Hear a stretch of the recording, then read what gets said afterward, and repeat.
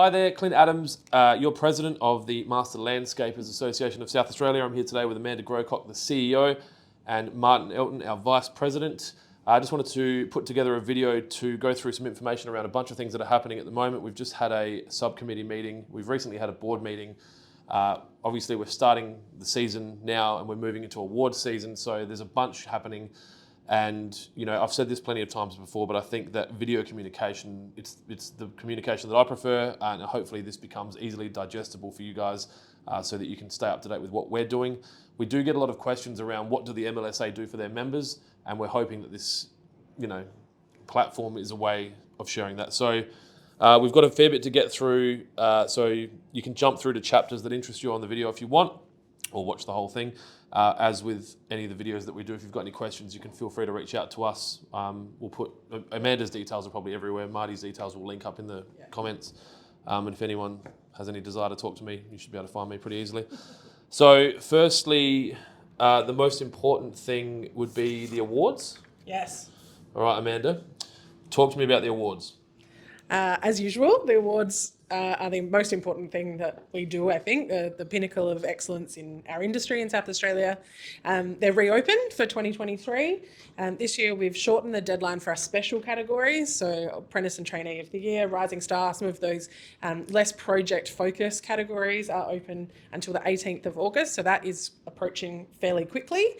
And then project-based awards, so design, construction and maintenance are all open until quite late in September.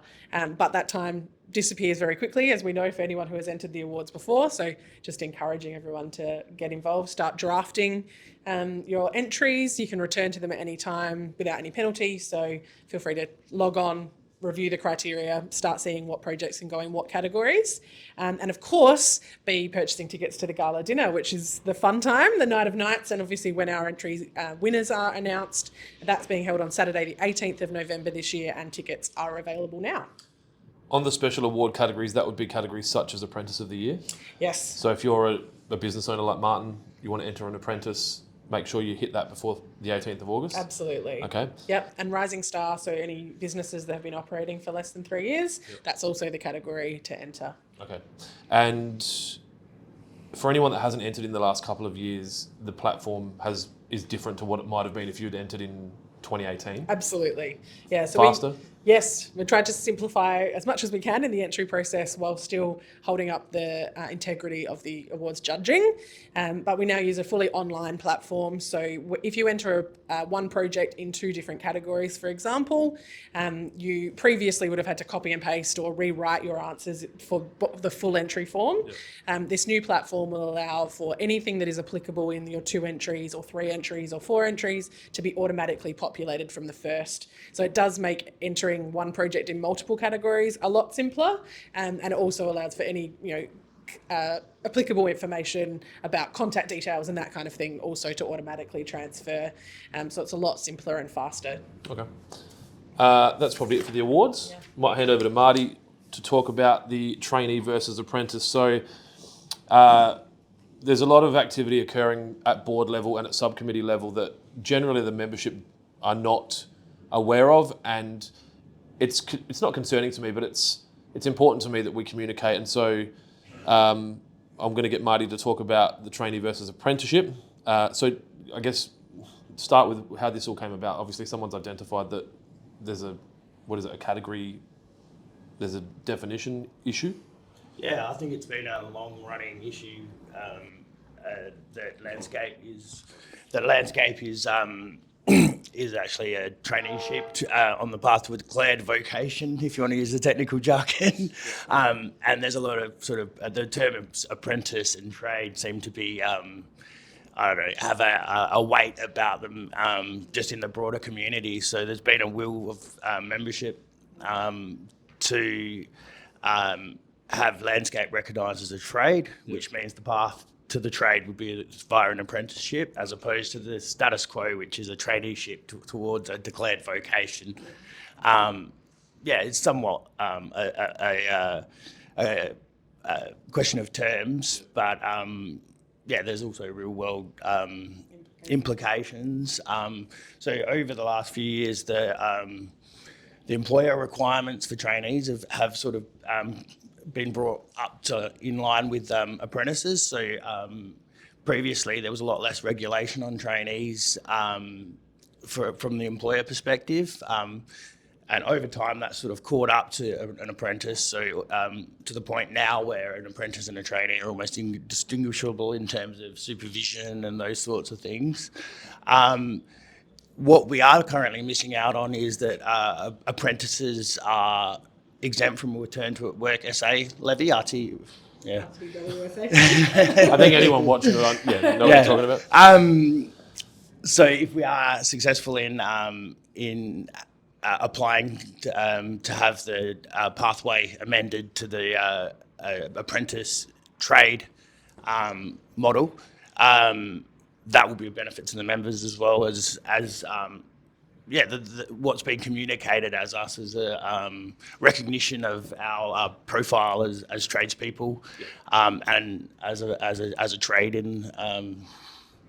So traditionally, a traineeship, would that be more in line with an office position, or I guess traditionally what they'd call a white collar role, whereas apprenticeship can be a blue collar role? And then... I think so, but I also think that it's quite confused what's what, and it's just happened to happen. There's no real rhyme or reason. So if you look through the trading pathways, it's a bit strange what gets listed under what category, and doesn't seem to be a lot of rhyme or reason. I could give you examples, but so. From an advocacy standpoint, as an association, we've obviously got Amanda and the team working on that, and then the board supporting them in, at the moment, just getting the application together to get the change looked at. Is that what the current step? Sorry. So obviously it's our intent to get the landscape traineeship to change to a landscape apprenticeship. From a definition standpoint, what are we doing as a board or an association to do that? Well, there's a standard process for it. So the way it works is that the vocations and trades are declared at a state level by the state minister, and there's an application process that you can go through to have a particular vocation declared, a declared vocation or a trade. It's just a matter of following the process. There's an we're working our way through the application at the moment that lists through all the defining the work, the title, awards that cover it. What else is there? Engagement, stakeholder engagement. Yeah, so there's that too. So we have to go through that whole, a meaty process. Well, we have to define what we want the trade to look like, and job titles and things like that, and all the sort of nuts and bolts. It's normally tied to a training, or they are tied to a training package, so that will remain the same as Certificate 3 in landscape construction. So what we have to do there is we sort of spell out the declaration of the trade, basically. What are we declaring? And then the second step in the process will be some quite heavy consultation with the broader industry, and that includes employers, employees, can include RTOs. So we will have to demonstrate to the government that we've subjected our application to some pretty significant and broad scrutiny. We really look forward to coming out to the membership for that, because there will have to be engagement from the broad membership. It's representative of the employers that form the MLSA, but also we're going to have to find a way to engage meaningfully with their employees and the trainees and the people who are industry on whole. So exciting times ahead, and we're getting closer and closer to being able to come out with the broad membership and get a lot more people involved in this process and get it over the line. I think it's cool. It's one of these things we get as a board, and then obviously for me, prior to being on the board as an involved peripheral, you're kind of getting these questions like, what does the board do? And we've talked about it a lot at board level about there's a lot going on that the membership don't understand, and would love the members to actually come and see it. So this is nice to have something that's almost quite black and white. Like, this is the issue that we found. this is the process to fix it, and this is what we're doing about it. So Yeah, so don't forget, Clint, this is one of a range of subcommittees we operate underneath board level, and the board's been quite clear in this board period that on what our priorities are, and we'll get to some of the others in the rest of the contents of this, but yeah, it's one example of sort of smaller projects that we're pushing forward, at that subcommittee level. yeah, if anyone that's a member or that's not a member has got any input around that, or if you've got any experience that you've had dealing with that, or you've had some hurdles that you've overcome, don't hesitate to reach out to us and share that information with us. I think it's going to be nice to start collecting that data. It'll give us a head start. We're going to have to come out and collect a body of evidence that we've done thorough consultation, and please start it now. We're keen to hear from you. Yep. Board nominations are now open. We have what? So there'll be hang on. Yeah. So the AGM dates has been announced for members. That's been out for a little while, but as of today, the nominations for board positions have also opened. The Constitution requires that we have 5 board members out of the 10 board positions turn over at each AGM. That doesn't mean that sitting board members won't re-nominate, but it does mean that everyone else has an opportunity to also put their hand up. All the things we've been talking about here today are things that the board and subcommittees are working on. So it's kind of a good segue to encourage those who are interested to put your hand up and be involved in the governance of the organisation and get behind all of the projects that we prioritise. So, I can say as a first year board member that first year board member straight into the VP. well, I forced him in. No point messing around. Exactly.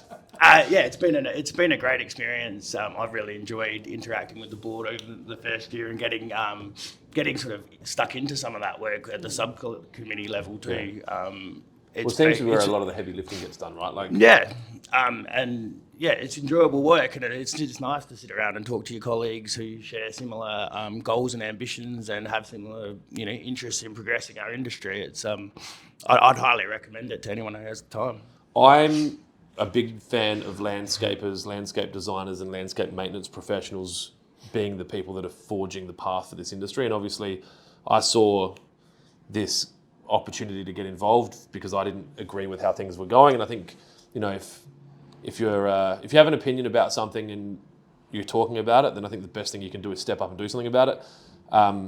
It was good to get more landscapers, landscape designers, and maintenance professionals on the board. We've got a very diverse board at the moment, and I think it's working really well. And the reality is there's always going to be some suppliers. They're part of the industry. Well, I think there's value to having that broadness, and that includes the suppliers. And so having Judy from ARO, for example, on the board gives us another perspective from another allied industry, and she brings a lot that.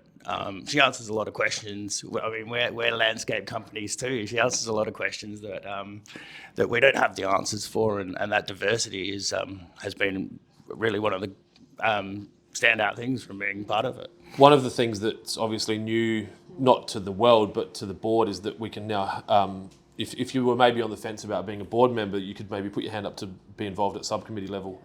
And have a taste of what happens before. And it also, I guess, if anyone's a bit...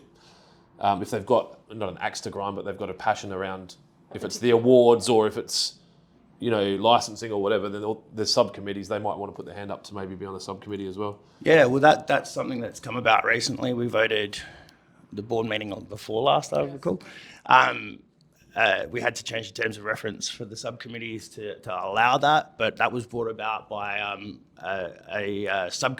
now subcommittee member in the industry development subcommittee that I chair, and that is working on this Apprentice Trainee project at the moment, out of interest from outside of the board to be involved in this work. Emily Charlton from ALC. She had some strong, the ALC have had some experience within this trainee apprenticeship space.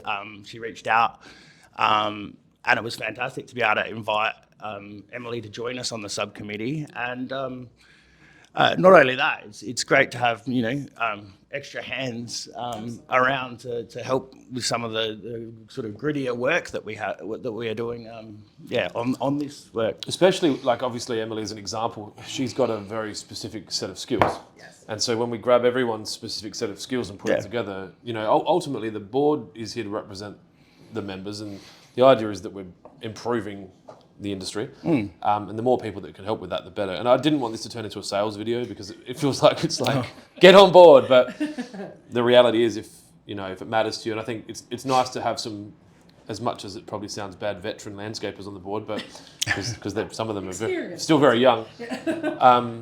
Like I remember you saying to me how it was good to, you get so stuck in your business, and to be able to talk to other directors and senior people in other business units that you're like, oh wow, there's like a world outside of this, and it's almost like a break from absolutely your world. Focusing inward, So people can nominate now. There'll be 5 positions up for nomination for voting at the AGM.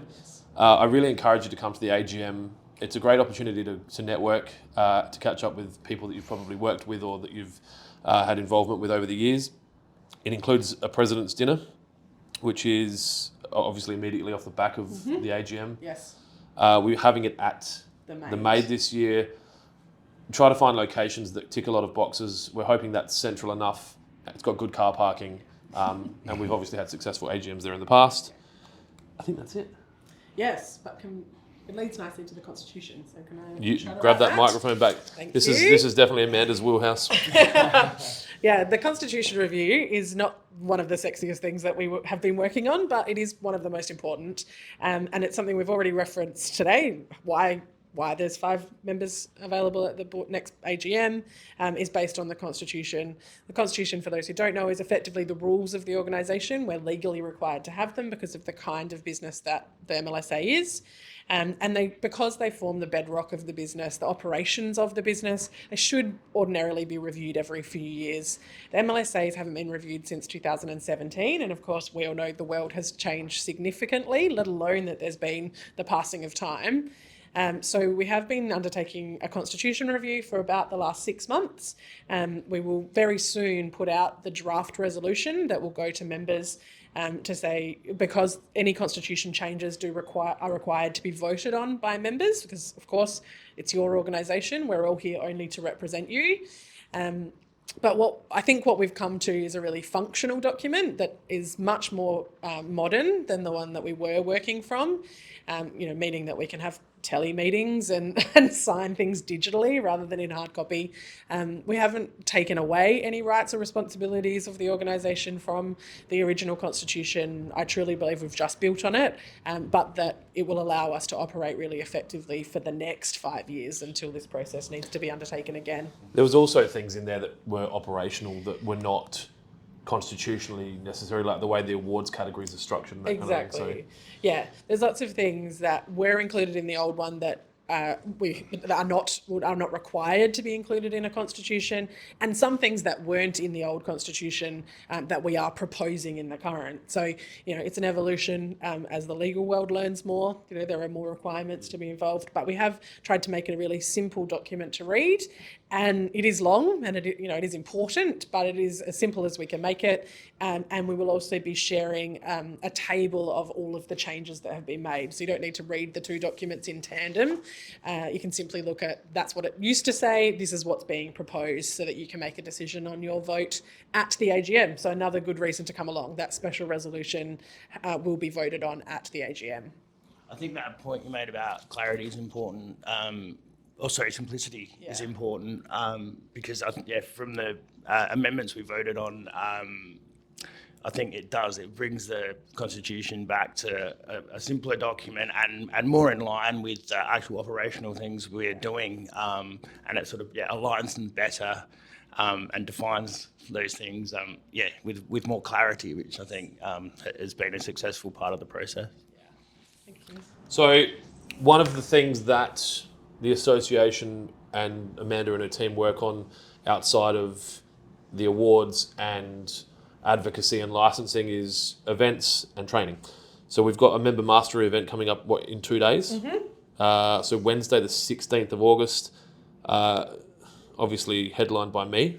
Indeed. That's not fair, actually. It's at Gripset. It is. And so it's ultimately headlined by them. Yeah. So there'll be a waterproofing fundamentals component. Yes. Talk to me. Obviously, I'll talk about the irrigation, but you've Yeah. got, so the turf farm will be there. Yes, so we've got 4 workshops and presentations this time around. It's a half-day event, so kind of 8-ish till 2-ish, so we can get people out relatively early. Breakfast and lunch are provided, so it's a good way of getting your team on board. If you want to send a few people along, they'll get some good education, but also some good nourishment, an opportunity to network with others in the industry.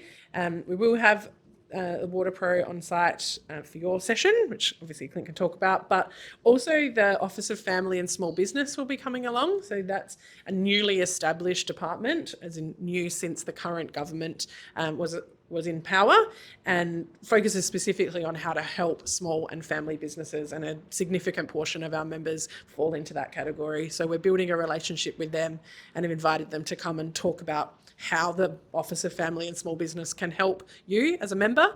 Lots of resources available, so that'll be a good update. And then the turf farm will also be on site talking about some of their research and updates, and ways to make choices around the right product to use for the right project. Question without notice. Can someone Test come me. to one only of those 4? You can. Because you know what times they're on. That's right, exactly. The run sheet was set in advance. So yes, if we know... Because as you're talking, I'm thinking, if I had a staff member that wants to come and do some external waterproofing fundamentals by Gripset, Absolutely. they might be less likely to want to be sitting through how the Office of Family and Small Business can support you. Yes. Yeah. Okay. So the Without workshop... ruining your No. day. We do structure the day to try and keep everyone engaged. So we've got a workshop in the morning, so hands-on, out, with playing with the that mine? tools. That is yours. Yep. That's the irrigation one. Then we have a small break and come inside. Groups that have a fantastic training space, outdoor workshops, and an indoor classroom space. So head into the classroom, warm up, be able to sit down for a little while. The 2 presentations from Office of Family and Small Business and Turf Farm will only take about an hour combined.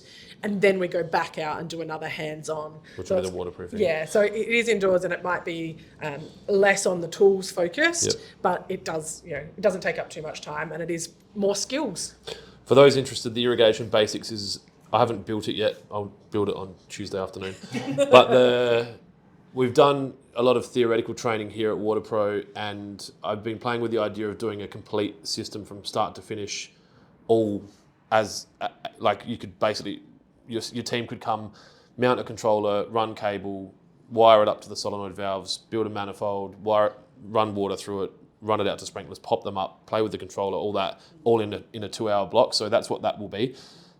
So if you've got people that maybe have done some theory, or that halfway into irrigation, this could be a good thing to just kind of close those gaps of knowledge that they haven't taken care of. It'll be very residential, so obviously the theory that you'll take from that moves into commercial, but we won't be gluing PVC and doing commercial decoders and that kind of thing. But and then obviously breakfast and lunch provided.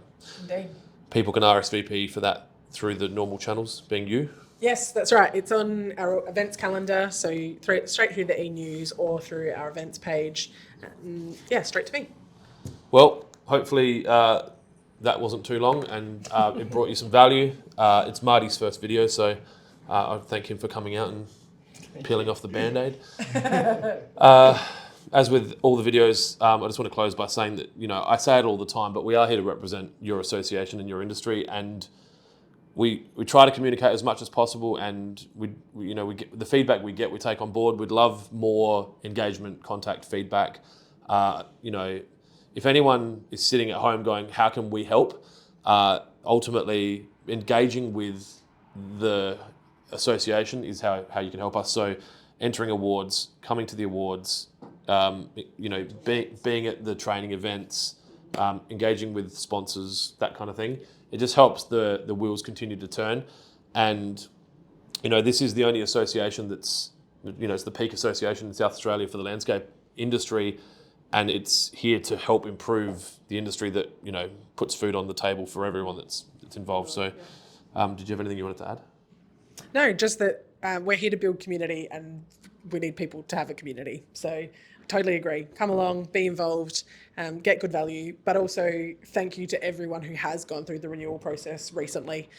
We've had, continued support from most of our members, and we're really happy to have you back on board. Anything to add? No, I think you've summed it up well. All right, no worries. Well, we'll leave it there. Thank you.